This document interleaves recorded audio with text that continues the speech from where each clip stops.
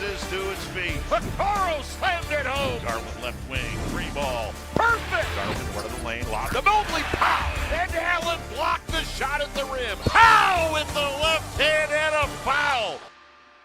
Welcome to the Chase Down Podcast, part of the Cavs Media family. I'm your host, Justin Rowan. The Chase Down is presented by Fubo TV.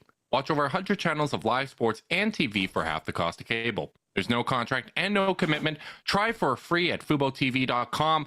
It is a beautiful day for Canada and therefore the world. Tristan Thompson is back on the Cleveland Cavaliers, and joining me today to discuss it is my co-host, Carter Rodriguez. Carter, how you doing, buddy? Not the angle I thought you were going when you were celebrating Canada. What a swerveroo. Oh, I was going to get there. Don't you worry. Canada, of course, won the bronze medal over the United States in basketball.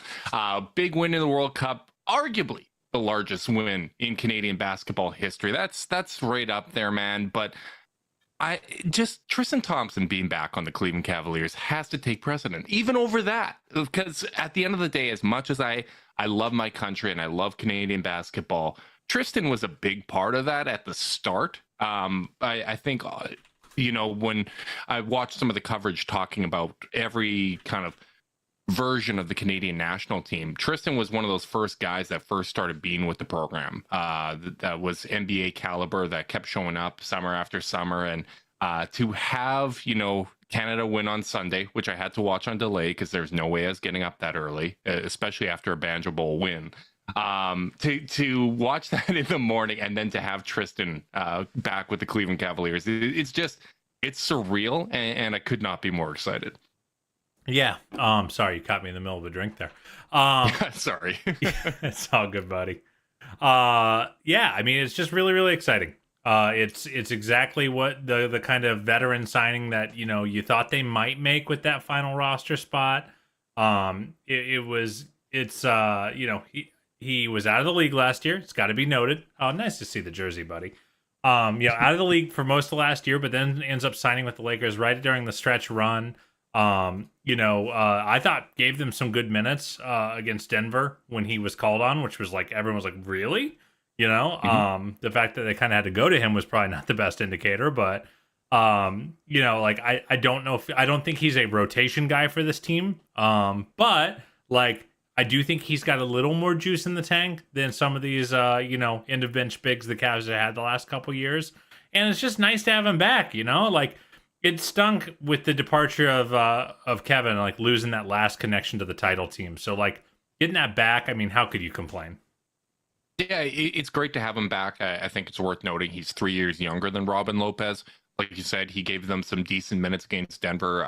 Also gave them good minutes in that Warriors series as well. I saw some of the immediate reaction of this, which was like, well, if the Cavs need to throw someone in there for rebounding in the playoffs or whatever, like I feel good with Tristan. And as much as I'm excited about this signing, it's kind of what the potential role is here. Like I think plan A and B is obviously Jared Allen and Evan Mobley. And then it's Damian much before Tristan Thompson, because Damian is a 7-foot, 250-pound behemoth. And I think, you have real hopes for what he can be in the rotation. But I do think if you are in an emergency situation, having someone like Tristan Thompson that you can potentially go to is nice. But I think the real value is going to be off the court. And I think, you can have off the court leadership with guys that, have been there before, that are able to kind of give wisdom to the younger players on the team. But I think just having Tristan in there in practice, someone that's really going to push Mobley and Allen, you fight for those offensive rebounds like he does, give that kind of effort, be someone in the film room, someone that's going to hold them accountable. We've seen, even with LeBron, he was one of the few guys that would yell right back at LeBron and say, no, you're in the wrong spot defensively. I think all of that has a lot of value in it. I think that's primarily what we're getting here. But from a sentimental standpoint, this is something that, just tugs right at my heartstrings. Yeah. And, it's impossible to know, what kind of leader someone is, off the court, if you're not able to watch. But, someone dredged up a clip from his last year in Cleveland where he's like telling Darius, you can see him literally dragging Darius to his spot on an ATO down the stretch of a game, and then pointing at Sexton and telling him where to go. Like, just, one of the only guys who really had know-how left on those teams in the post-LeBron era. So, very special place in our hearts. He's a guy who, helped us win a finals game. I was playing highlights of his game 6 in 2016, where he was legitimately the second best player on the court, just absolutely ruined Golden State's life on the boards, and was really, I think it's our boy David Zavak who always says, like, the Warriors had this death lineup and there was nothing to be done about it.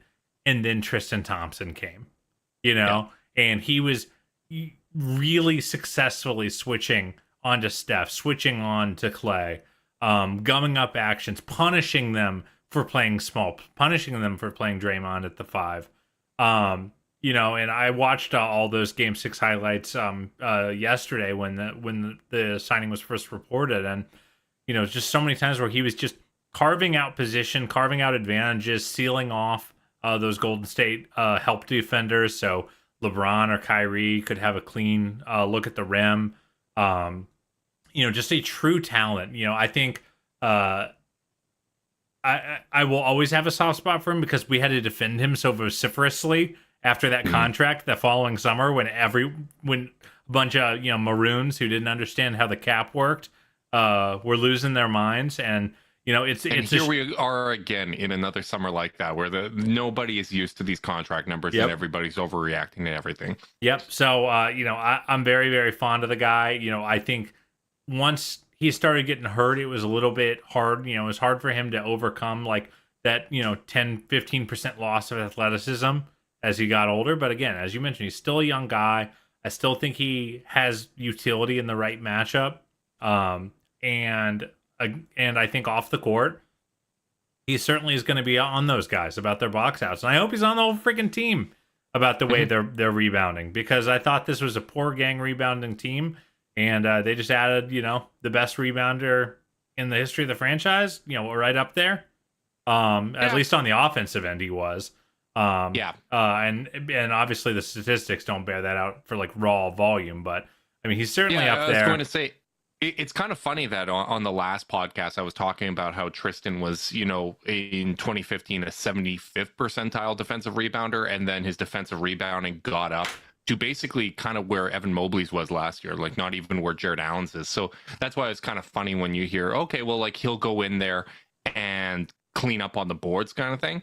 His contributions really did come on the offensive glass more than the defensive, but it also just kind of goes to show you, which ties into conversations we've had in the past this summer about how it really is a team effort, because having Kevin Love, who was such a good defensive rebounder, having LeBron James, that was such a good rebounder, Kyrie was able to get boards every now and then, right? JR, it was always a team effort. So you never really felt, okay, like his individual defensive rebounding is good, but not great. That never really came up in an individual series. But I definitely think having him there, attacking the offensive glass in practice, showing these guys how to set good screens and whatnot, that's going to make a big impact. And he said it's hard to kind of assess what somebody's leadership value is, but you also, I dug up the story that Chris Fedor had written the year after Tristan had left, when he was in Boston, and Darius was crediting him for texting him every single day saying, hey, you need to be more assertive. Like, keep your head up, be aggressive, take those shots. When you come up over half court, be ready to pull. If I just had Darius's number, I'd be sending the same text as Tristan Thompson. Right? But like, Tristan was someone that was still invested in, and that was Darius's, second year in the league.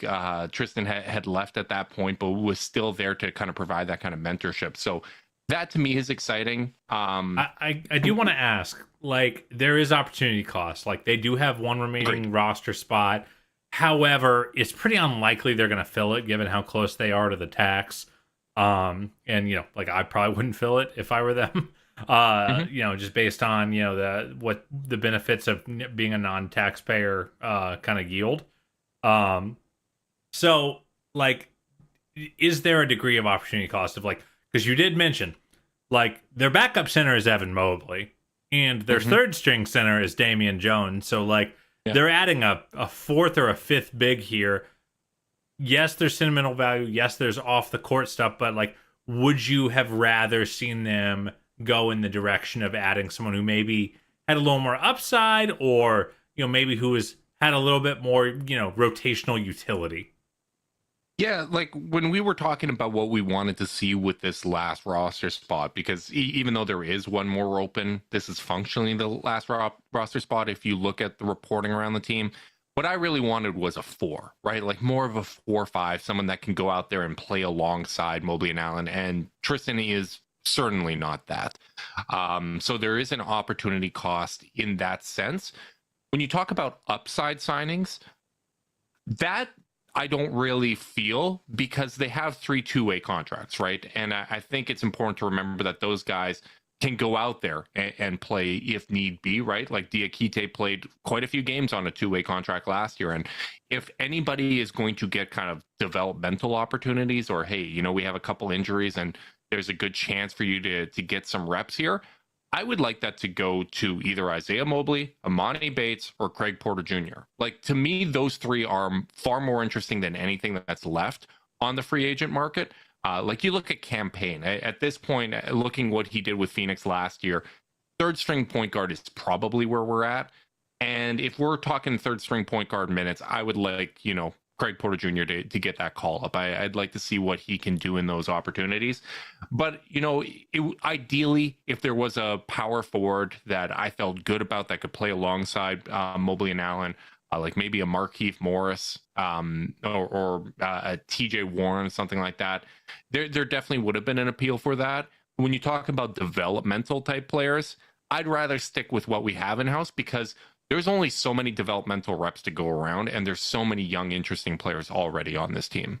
Yeah, it's funny. Like, I went through this process after the signing. First, I was excited. I was geeked. I thought it was really, I am a sentimental man after all.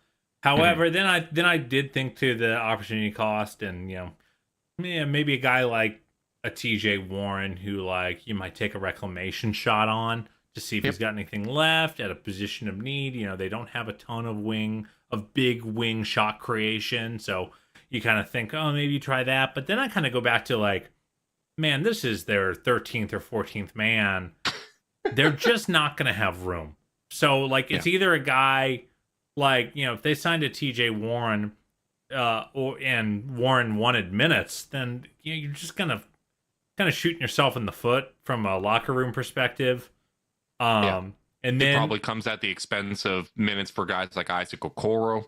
Yeah, and then you think about some of the upside guys. You think of the Usman Garubas of the world, who Twitter loves, and I'm interested in as a guy. But like, at that point, kind of goes back to, then I feel like you kind of talked me out of that with like, would I rather see Usman Garuba get minutes developmentally, or would I rather just see Isaiah Mobley get them?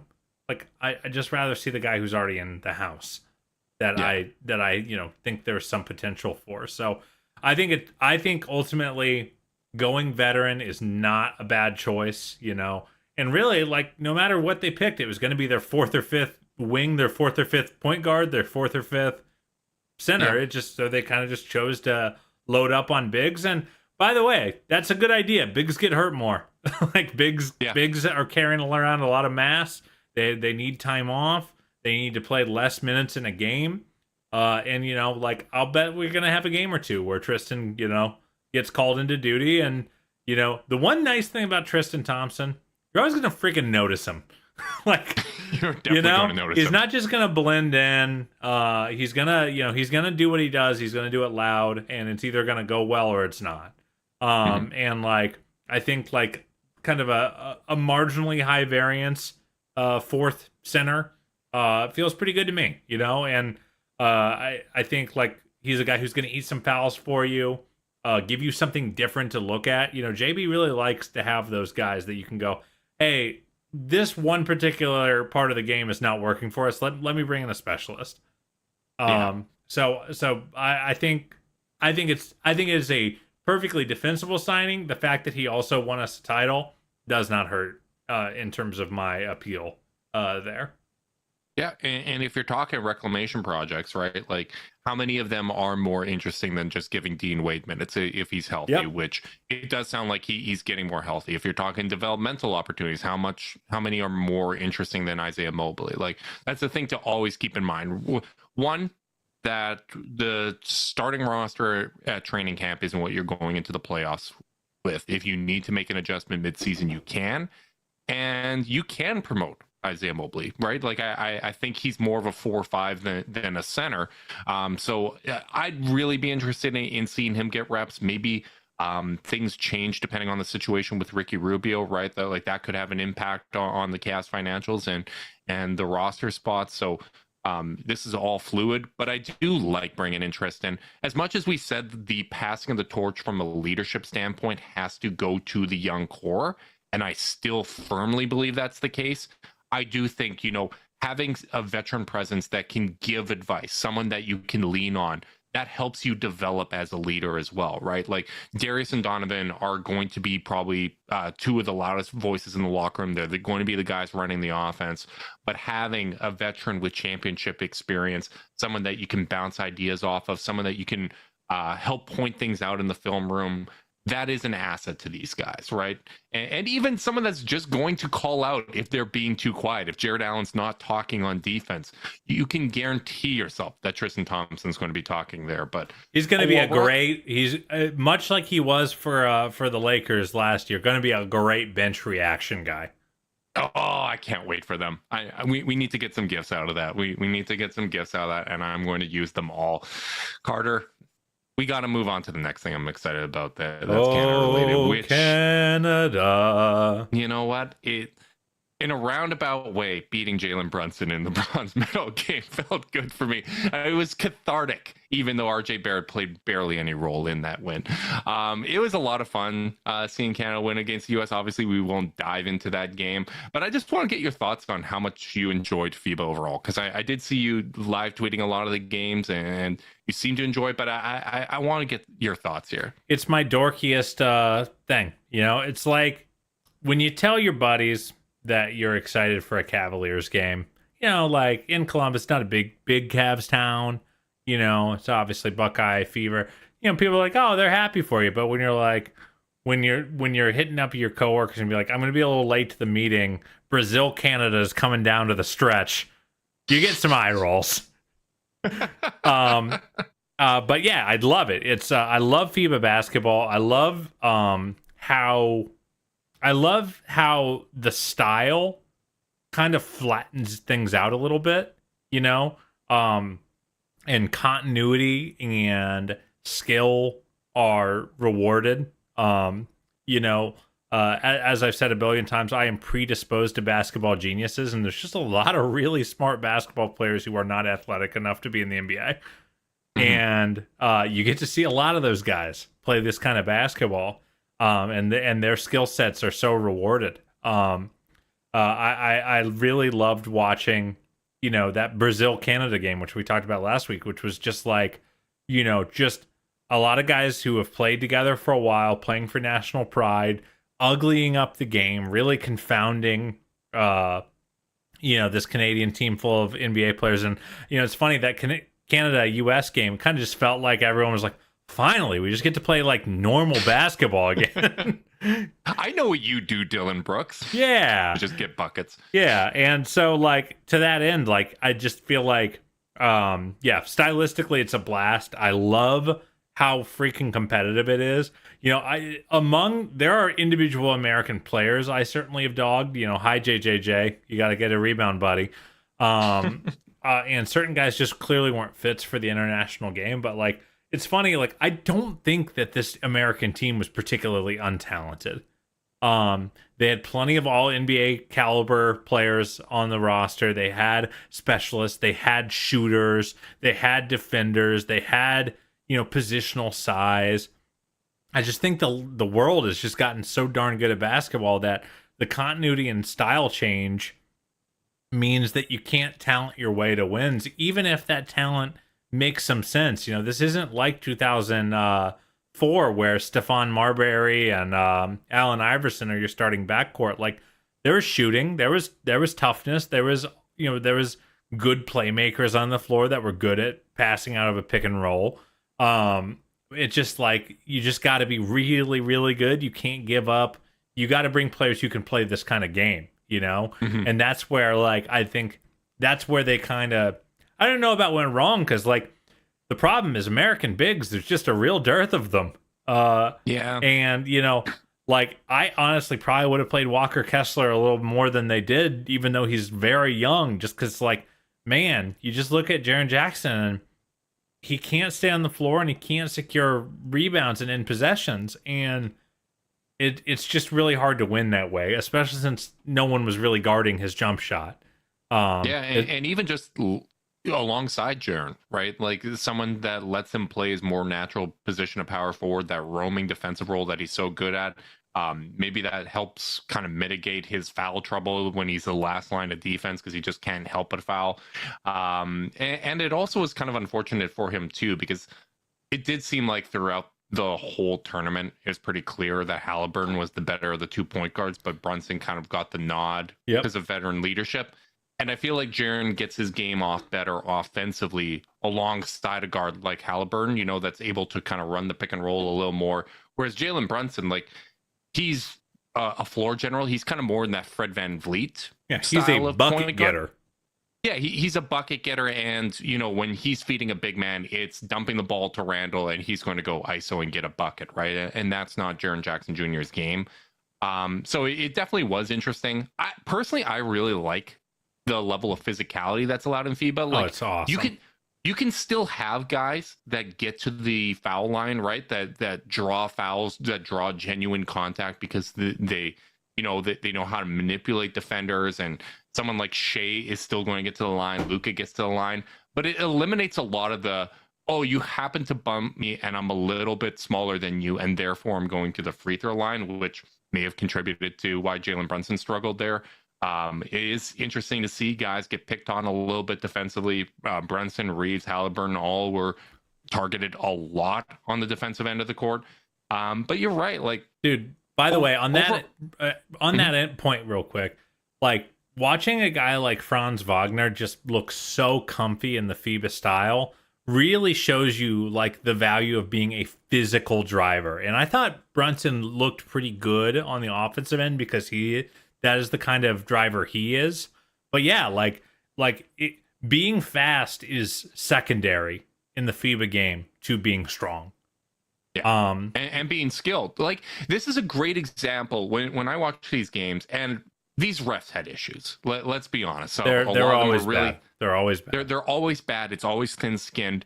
But even with, you know, inferior refs compared to what we're used to in the NBA, like, the level of physicality that's allowed, like, I think this is something you can allow in the NBA without resorting to like all-out hand checking, right? Like all the kind of 90s basketball stuff that, you know, every old head says, well, we need to get this in the game. You can allow guys to just, you know, put a body on someone, allow some physicality, make people work for buckets without going to like outrageous levels of contact being allowed and really restricting movement. It just honestly, like, when you have this level of physicality allowed in the game, it makes it harder for just one player to be like the heliocentric, like, driver of everything a team does, right? Because fatigue starts to kick in. You need to have a balanced offensive approach. You have to rely on skill, team strategy, those sort of things. I think it's a better brand of basketball overall. I think it is, because the players are not better. So, you know, the fact that I'm enjoying all these games so much, like, and like, obviously the stakes help a lot. Like, that must be said.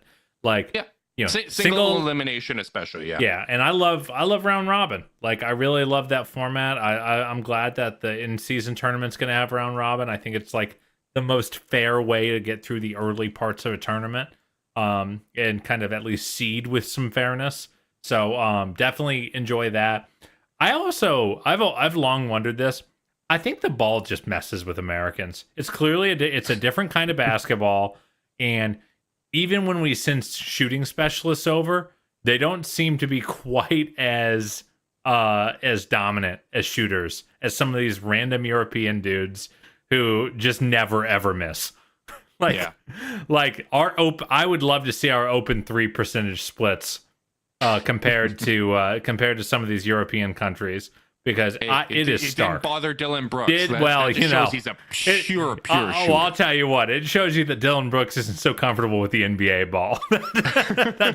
that's what it really means. So he's finally got the excuse he's been looking for. He just needs the FIBA ball. That's all. There we all go. He needed. Yeah. And a closer 3-point line. Absolutely. So yeah, I thought it was a really fun tournament. It's always cool seeing some of these guys who just thrive in that environment. I mentioned Wagner, Dennis Schroeder, Willie Hernan Gomez. You get to see these guys that just really show out and play a different style and really challenge. It's fun seeing these American teams challenge, and I'm really excited to see LeBron kind of leading the charge on getting some of these stars back. Of course, you guys have to go with the Monstars. Like, as soon as Canada wins, you get LeBron, you get Curry, you get Kevin Durant, you get Draymond, all these guys committing to USA. I'm disgusted with this. I think it is so good that the world, because here's what I think. I think that in 2008 it was like, we're sick of getting embarrassed. Like, so we're gonna build a program. And this program is not going to be as good as the other programs, but our talent is so good that, if our guys show up, I think that this is the next evolution of USA basketball, where they've gone like, okay, so we did a camp, we built a team that like made sense theoretically, we got a bunch of high character guys who played pretty unselfishly, and we still can't win.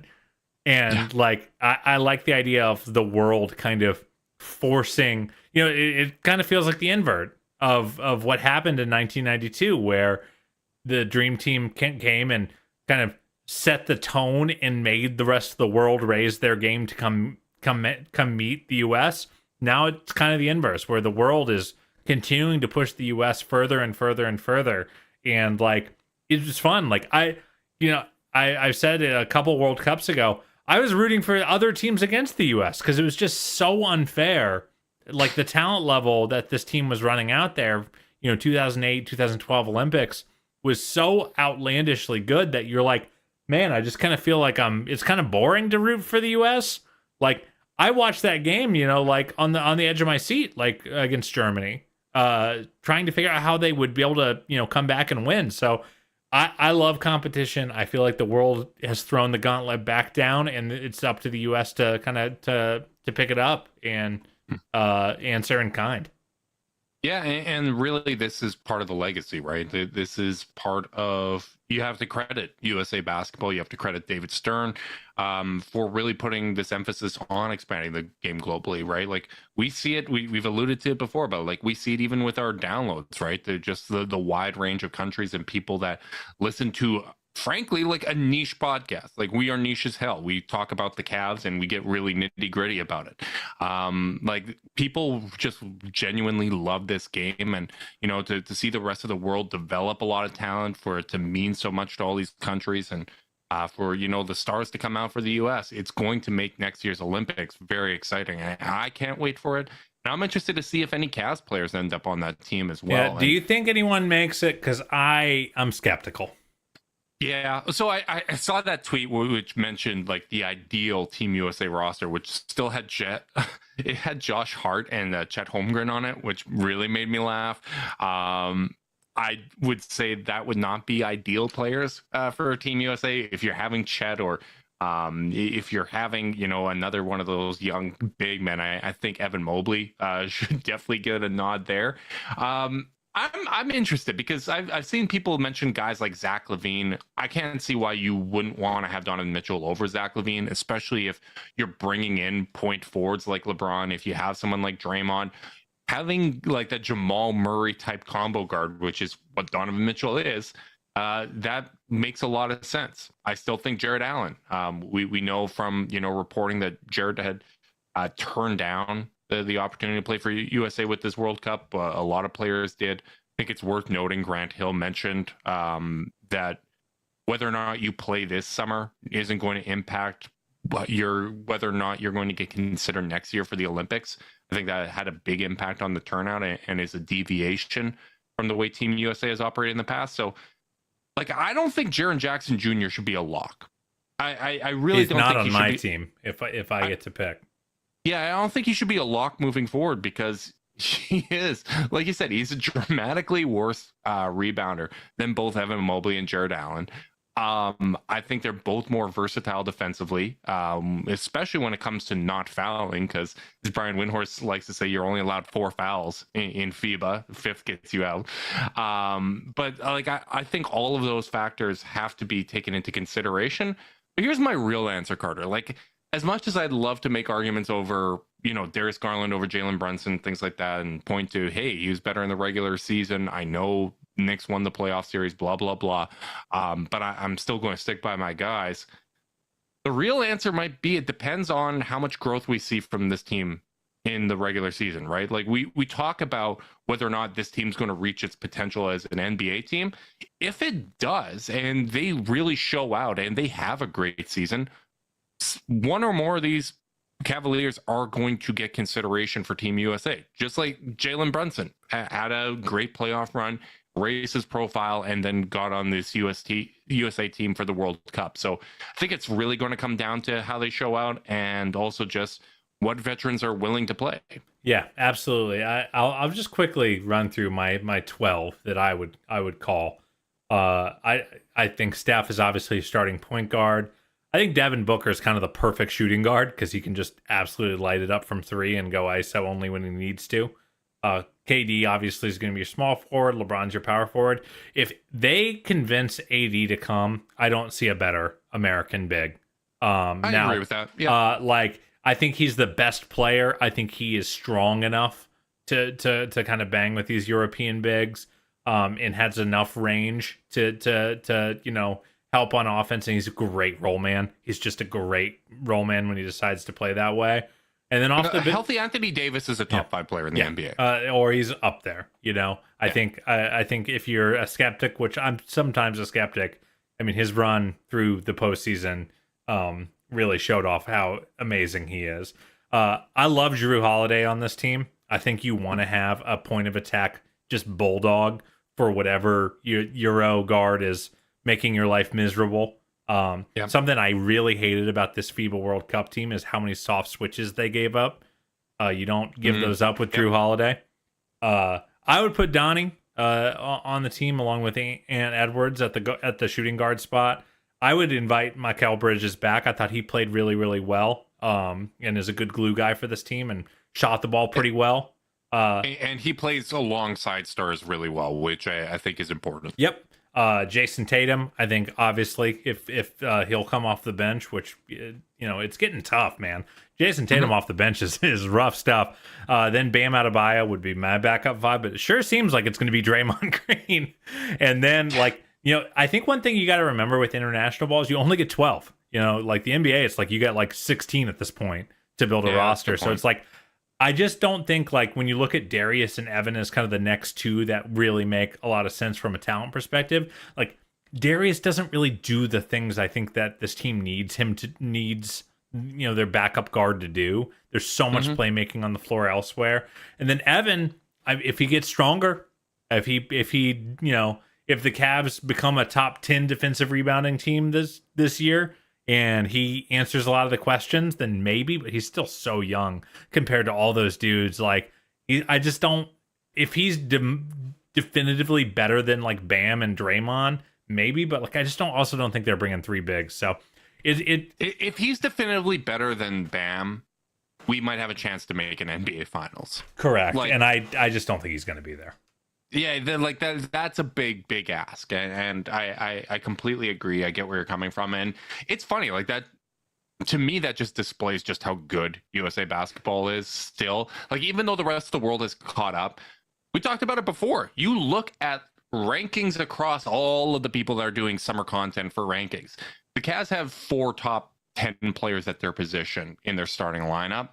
And we think maybe one of them is going to make the final 12. And there's stiff competition at that spot. He very well might not get the nod. So it's nuts, man. It's nuts. And by the way, I didn't even mention Kawhi Leonard or Paul George. Kawhi's not playing. I know neither of them are ever going to play in the Olympics again, or I'd be stunned if they did. But even those two would go ahead of any Cavalier if they wanted to play. So like it's just a bananas talented basketball community right now at every level. But even if all those guys play, I'm not writing in Sharpie that the Cavs are going to win a gold. Like single elimination basketball or Cavs. Sorry, Team USA are going to win a gold. Let's let USA go without any Cavs, and let's just roll the Cavs out there in the Olympics. Yeah, just throw them in there. But yeah, I'm not putting a Team USA gold medal in Sharpie just because I think the talent level is now at a point, especially if like all like if Wembanyama is playing, if Jokic is playing, all these guys, if everyone's bringing their best, the talent level is that at that point at a level where anyone can win any individual game. And like you're going to have to just play, 4 great games in a row, and like you might not. Yeah. Single elimination's tough, but there's no denying how outstanding Team USA is. Just like Zoom is the most outstanding of the video conferencing softwares. Support for this podcast and the following message comes from Zoom. 500,000 businesses connect using Zoom, a single platform for phone, chat, workspace events, apps, and video. Zoom enables real-time collaboration for teams around the globe. Zoom, how the world connects. Carter, we talked about Tristan Thompson earlier in the podcast about how we don't really see him being part of the rotation. And I want to talk a little bit about the rotation and just what we want to see from this team this season. It's funny, man. Like, we're middle of September. Training camp's going to be here in 2 weeks. I saw the Cavs posted today, 45 days until the first home game. Like, this is getting right around the corner, and we got to start, firing up the engines and getting into preview mode. And one of the things that we talked about a little bit in the mailbag, but didn't go into depth with, was the changes we want to see in the offense. Indicators that, the regular season success is going to be more likely to translate to the playoffs. And that's a tough thing, man. Like, because the Cavs were a phenomenal team last year in the regular season, and it's going to be more subtle changes. But I want you to kind of go over some of your thoughts of what you would like to see from the team next year that would give you a higher level of confidence that it's going to translate to the playoffs. That's tough for me because I really did like a lot of what they did schematically. I really liked the way they weaponized their backcourt.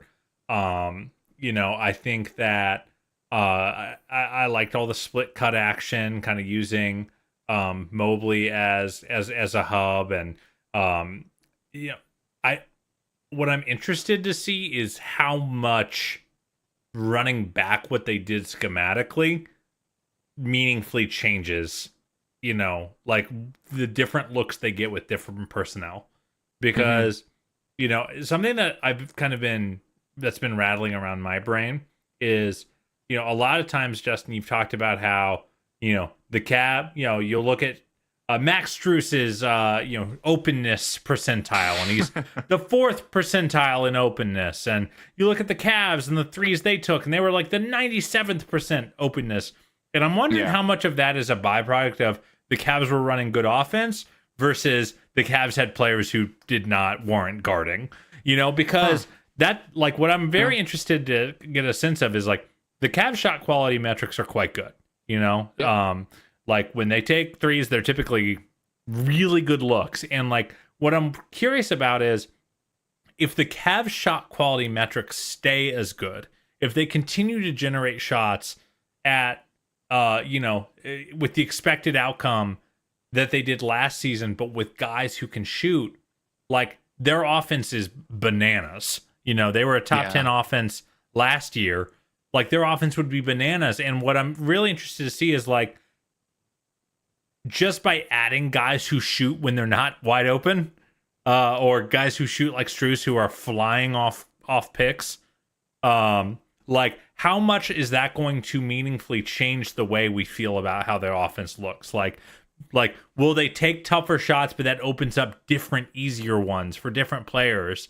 Like I'm not sure how it's going to impact because I don't know how much schematically you have to do different, I guess is what I'm saying, if guys are just taking different opportunities within those schematics.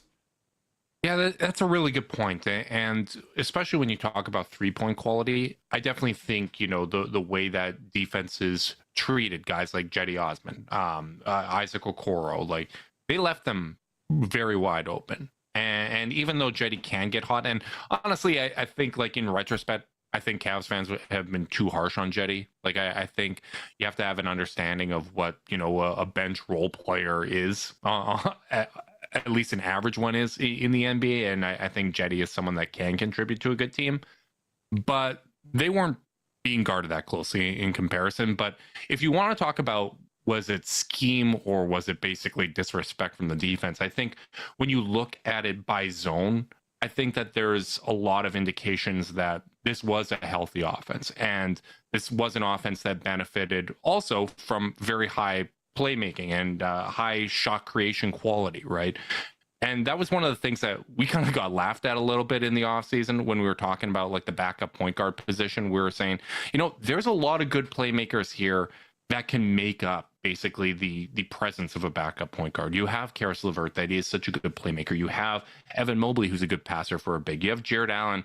Would you guess how many points per game Jared Allen creates off of assists? 5? It's 4.5, which, a lot of that is 3-point shot creation. He's only averages 1.7 assists per game, but, he at least really grew. Like one of the areas that I thought he grew last season was his passing in the short roll, and that's something that I'd like to see them continue to develop, especially when they stagger. But you look at it by zone, and the Cavs shot creation quality was just nuts. Like 3-point shot quality, the only teams that were better were Chicago, OKC, the Lakers, and Sacramento. Rim shot quality, the only teams that were better were Denver and Atlanta. Catch and shoot 3-point shot quality, only team better was Chicago. Overall shot quality, the only teams better were Golden State and Boston. Half court shot quality, Golden State, Boston, Utah, Dallas were the only teams better, and they were the number one team in pass creation quality. These stats are via B-ball index. Like, those are all synergy stats that say the Cavs are getting good looks in a lot of areas. And it's encouraging on the one hand, and it makes me a little nervous on the other, because I do think, you add very good shooters that are going to fit what the Cavs already do well in Max Strus and George Niang. And I think it would be very easy to just run back exactly what you did last year. And it's going to look so much better because everybody, all the young guys, you assume they're going to improve.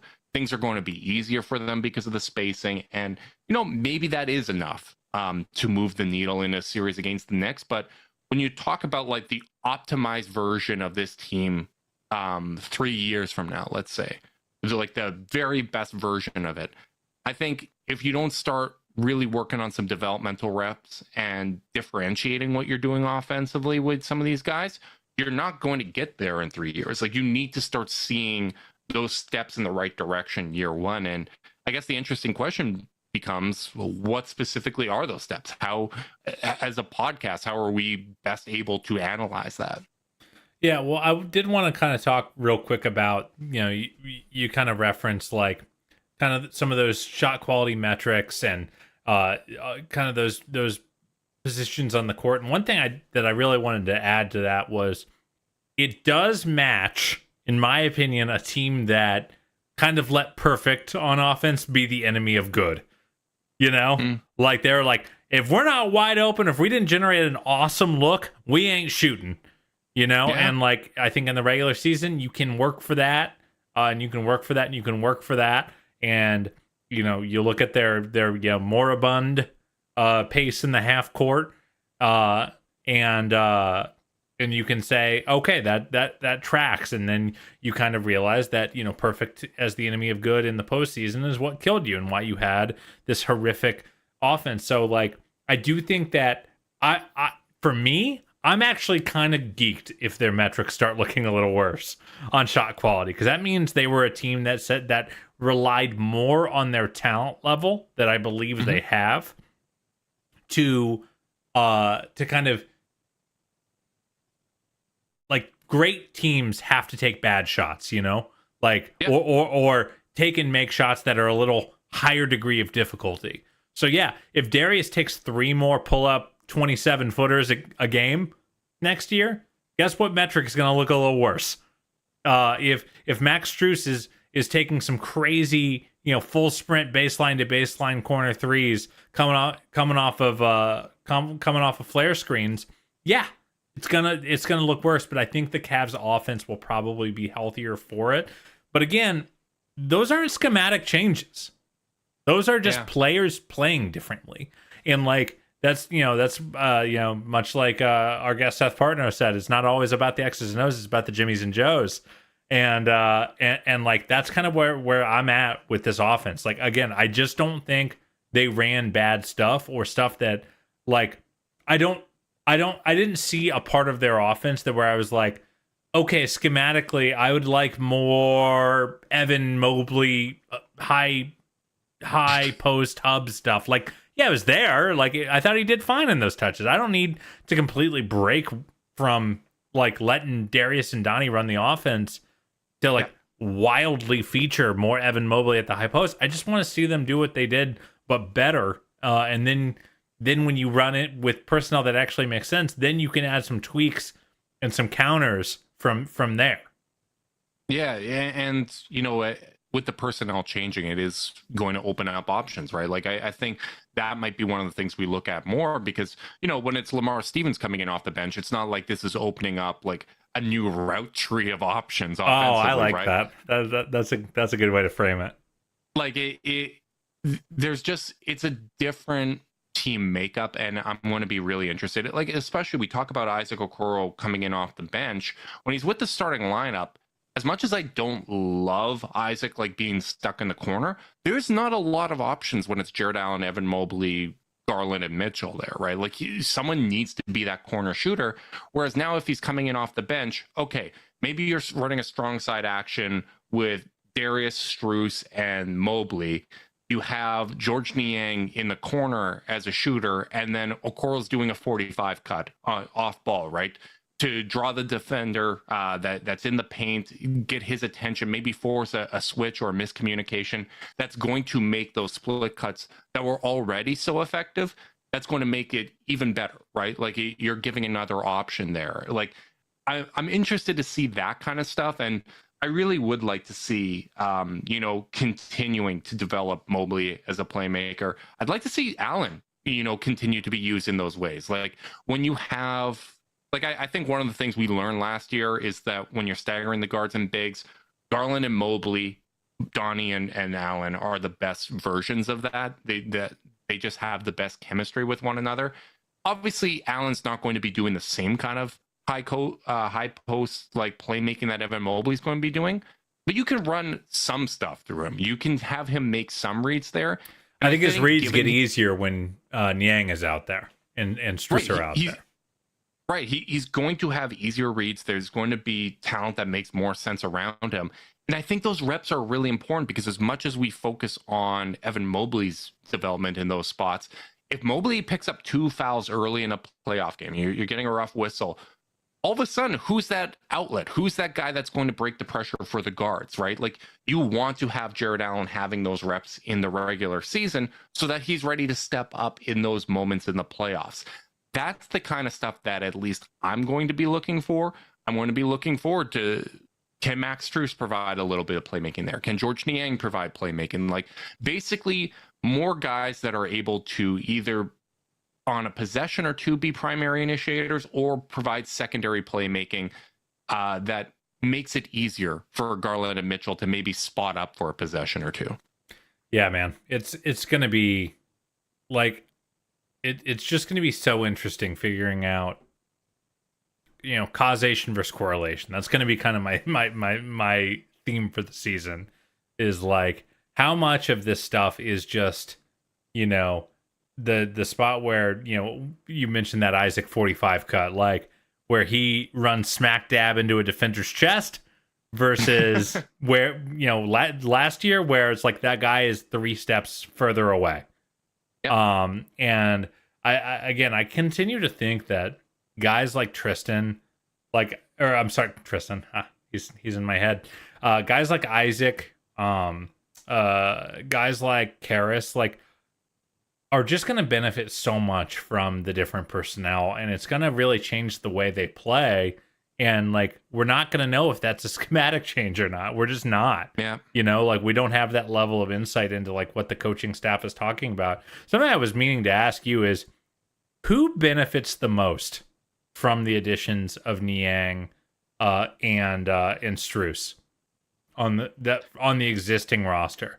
Who is the player, not from a ruling out the minutes thing, because obviously, like, you know, you could say Evan Mobley is going to benefit them, or Darius is going to benefit the most, but like just in terms of when they're on the floor and one or both those guys are out there, whose game looks the easiest with those two on the floor?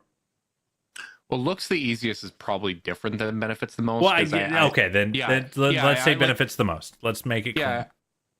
I think it's Evan Mobley. Like, I think it's going to open things up for him, and he's going to be able to better showcase where he's at offensively, right? Like, he's the biggest thing I want to see from him is getting better on the keep, right? Like, his scoring from the top of the key in. But I just think the additional spacing there is going to make the reads easier, and it's going to be easier for us to assess whether or not he's making the right decision, because when it's congested, it just looks like chaos out there sometimes, right? And it's harder to properly assess what he's doing. And I think just having more clean film, having guys that are in position all the time is going to make a big difference, because like I talked about, you know, Lamar coming in, not really changing what they're able to do offensively. Jetty, as much as I think, yeah, like Jetty, as much as, you know, I say he gets unfairly flacked, he wasn't always where he needed to be, whether that was the offensive or defensive end. He was not great at, you know, the off-ball positioning. I'm going to get into this passing lane so that this read is very clear for who the playmaker is going to be. Max Strus and George Niang are very used to playing in very structured offenses, being where they need to be. And I think that second nature of, I know where everybody's going to be on the court, is so important for playmakers like Darius, like Evan, like Donovan. I just think that leads to a offense that is going to perform better when it's stress test. When you know, when you're tired, when defense is throwing at you and you just need to know where that outlet is. The fact that Max Strus and George Niang are going to be in the correct spots every single time, I think really makes a big difference. Yeah, I couldn't agree more. I will say, I kind of have two answers to that question. My answer, long-winded. I know. Who'd have thunk one of us being long-winded? I know. I kind of broke it into star and role player, or core versus role player. And I think the core member, I'm actually going with Donovan Mitchell. Because you looked at the fact that when Darius was off the floor, and Donovan was on, the offense really suffered. That's one of the bigger, on-off differentials that you could look at offensively, where they were really great together. It was pretty good with Darius, no Donnie. The offense was not that good with Donnie, no Darius. And it's because of the fact that I think Darius could paper over the lack of shooting by being such an elite playmaker and passer, whereas Donovan is still more, he's not a point guard. He's just not. He is a make the one or two reads that are, in front of me kind of guy. And I don't think the Cavs made his life very easy when Darius was off the floor last season. And I think those guys being on the floor, made a lot of tough shots in those spots. Like one of my most used lineups is going to be Donovan Mitchell, maybe Isaac Okoro, Max Strus, Georges Niang, Jared Allen. I'm playing a lot of Strus, Niang, Allen with Donovan Mitchell, and depending on the context, I'll swap that fifth in with either Karras or Isaac. And I do really like Isaac at shooting guard when Niang's at the 4, because I think if you're giving up some interior defense, you want to have that improved point of attack defense from Isaac. Sure. So that's I think that he's just giving him simple reads. Like, he was a one-man offense in Utah Like, he could be the one creator on the floor, and you could have an elite offense with him on the floor, but it's because you had a ton of spacers and an elite roll threat. The Cavs can replicate that without it being the entire thing the ship is made out of, which I think bodes really well. And then my role player answer is Karis LeVert. For all of the exact same reasons. I think Karis like was playing, especially when both the guards were sitting, was playing in a phone booth as the lead creator. And I think he's another guy whose playmaking metrics serve him very, very well. And I think one of the reasons we saw his mid-range game suffer so much is he just constantly had 2 or 3 bodies in his face every time he would pull. So I think Karis and Donovan, both of our B playmakers, will look more like B plus A minus playmakers with the context that those two guys provide them. I think that's a really smart observation. Like, I completely agree with that. I'm really interested to see what those Donovan and Allen minutes look like. There's just more guys to make those lineups make sense. What we talked about what we're looking forward to, but what's a question that you have when it comes to what this team's going to look like, or either from an identity standpoint, from a schematic standpoint? We're near the end of the podcast, so so I'm going. I want to keep talking basketball. Well, I know, but I'm going to sneak a little bit of pessimism in, okay. And I think this is the right time to do it because we're near the end. So. I thought you were telling me you didn't want to discuss this at all. So all of our listeners, like the lowest percentage of our listeners are going to hear this little thing. Talk real quiet. Let's go ASMR with the bad news. I've just been gently dropping lower and lower. What if Donnie has a regression year? I think we're all kind of assuming that he's just going to do what he did with better spacing and be as good, if not better. And he had such a banana season last year. That, like, if he's like, I think in some ways I've been thinking about the fact that I think they actually might need the spacing juice that Strus and Niang provide, if not just to offset some regression to the mean for our boy Donovan Mitchell. Your thoughts? I don't think it's impossible. Like, it was the most efficient season of his career, so you always have to by a lot. Yeah, you always have to be mindful of that. As much as I like to attribute that to you, and it wasn't lower volume. Darius. Wasn't lower volume, by the way. It was high volume, high efficiency with worse spacing. Like, yeah, I think if you have, like, let's say a little bit worse shot luck, right? Like, which happens with shooters and whatnot, that could certainly happen. I think you'd be hoping that it gets offset with, Darius continuing to improve, with Mobley and continuing to improve, better role players and all that kind of stuff. Like, I don't think it would actually have a massive impact on their overall offense. But I don't think it would necessarily be the end of the world. I think it's a realistic possibility. And, if he does have some struggles, sometimes you figure stuff out in that process, right? Like, maybe he's contributing in other ways. The defensive effort comes up because he's not being tasked with that as much offensively. Maybe that, empowers Darius and Mobley to do more on the offensive end. And, just because you had a great regular season doesn't mean you're going to have a great playoffs. I mean, we certainly saw that with Donovan last year as well. So I think if there's a little bit of a regression in terms of how many shots he makes, it's not necessarily the end of the world, but I would like to at least see, like, if the process is the same, like if he's still going out there and he's still playing hard, he's still committed, to every single game like he was last year, I'm going to be very fine with that, because I think we can make up for it in the aggregate, but I think that is a very, very fair possibility to bring up. Like, I love attributing him having his most efficient season to playing with the two bigs, to playing with Darius, who makes everyone's life easier. I love the fact that every time we bring in a player, I can always just go, well, they've never really played with a playmaker like Darius before, so I think we can just assume that they're going to play better. Like, that's a luxury I love having as an arrogant podcast host.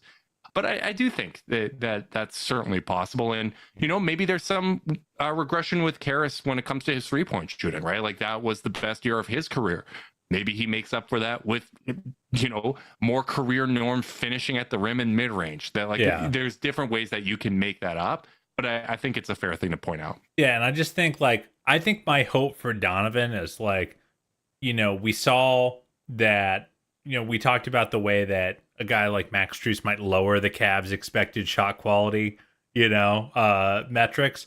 I kind of hope that Donovan can absorb that regression by just getting better shots and cleaner shots with more room to operate and in cleaner reads, because again, you just look at every stat almost across the board except assists, they all went up. The percentages were high, the volume was high, and I just think we need to count on maybe some of those going down, or maybe his contested 3-point percentage gets a little regresses a little bit. But I think there's plenty. I think that you mentioned I don't think a regression would have a huge impact on the Cavs' overall offense this year. I think it would have last year. I think there were a lot of games where the Cavs were please, Donovan, just be good at basketball. And bailed them out a lot. And he was able to do that. I think their worst stretch of the year was January, where guess what? Donovan shot his worst percentage from the field and from three all season. I think that was no accident. That was Darius's worst month too. Yeah. They were banged up that month, if I recall correctly. Yeah. So no accident that the team performed worst on offense when Donovan was having kind of his worst stretch of the year. So I think that I think it's just a thing to keep an eye on. I think that's why I'm so glad that they made these moves, because I think they can just accommodate a lot more. Yeah, completely agree. Really fair thing to bring up. And you know what? I just keep getting more and more excited. I can't wait to exciting. I can't wait to actually break down games. The fact that I was missing Cavs basketball enough to watch that next series again, I should never be in this position. No. Let's just speed through these next few weeks and get to it. But big thanks to everyone that tuned in live on YouTube. We really do appreciate you guys hanging out with us. We will continue to podcast once a week, and then soon it'll be twice a week again, Carter. I'm looking forward to 2 podcasts a week. And once we actually have things to talk about, then I'm down for 2 podcasts a week. Absolutely, brother. I can't wait. If you're watching on YouTube and you want to support us, make sure you like and subscribe. Click notification bell so you know when we're going live. If you're listening via podcasts, leave us a rating, leave a review, subscribe, unsubscribe, resubscribe, and help cook those books. If you want to be part of Chase Down's exclusive Discord chat, send a screenshot of a review to chasedownpod@gmail.com. However you choose to support us, we really do appreciate it. Make sure you're staying safe out there. And until next time, welcome back, Tristan Thompson, and go Cavs.